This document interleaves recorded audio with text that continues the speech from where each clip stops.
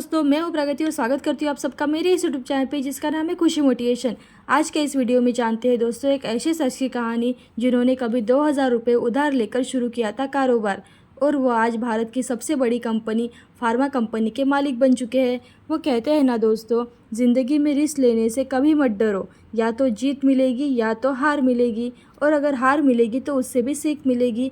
ऐसी कहानी सन फार्मा के संस्थापक एमडी दिलीप संघवी की है। वो सबसे पहले दोस्तों, अगर आपने मेरे चैनल को अभी तक सब्सक्राइब नहीं किया है तो प्लीज़ सब्सक्राइब कर लीजिएगा, क्योंकि आपके लिए हमेशा business success story, motivational video और प्रेरणादायी कहानियाँ लाती रहती हूँ, जिससे कि आपको प्रेरणा मिले और आप अपनी ज़िंदगी के हर क्षेत्र में सफल हो जाए।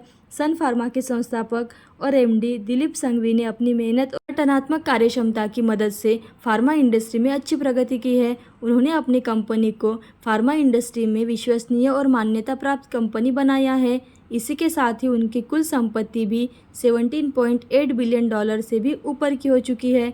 कुछ कर गुजरने का हौसला हो तो आपके रास्ते कोई नहीं रोक सकता। अगर कोई हार न माने और लगातार प्रयास करता रहे तो सफलता मिलना निश्चित है। ऐसा ही कुछ कर दिखाया है देश की सबसे बड़ी फार्मा कंपनी सन फार्मास्यूटिकल के संस्थापक और एमडी दिलीप संघवी ने। एक समय ऐसा था जब दिलीप संघवी दवाइयों के डिस्ट्रीब्यूशन का काम करते थे। वह फार्मा कंपनियों की दवाइयाँ घूम घूम कर बेचा करते थे। एक दिन अचानक ही उनके दिमाग में ख्याल आया कि अगर मैं दूसरों की दवाइयाँ बेच सकता हूँ तो फिर मैं अपनी दवाई क्यों नहीं बेच सकता।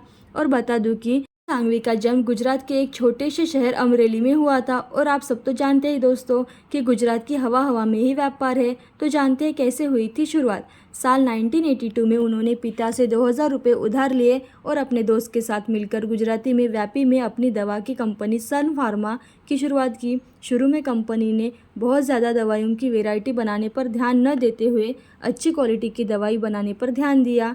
कंपनी का मार्केट अच्छा चला।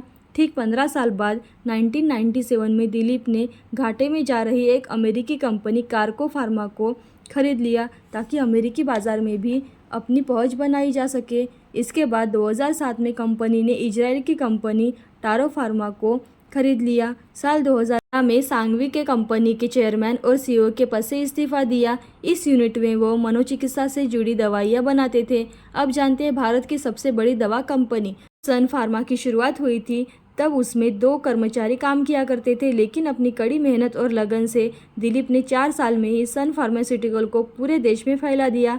1997 में फार्मा ने अमेरिका कंपनी कार्को फार्मा का अधिग्रहण किया। सन फार्मा लगातार तरक्की कर रही थी। 2007 में इजराइल की टैरो फार्मा को अधिग्रहण कर लिया।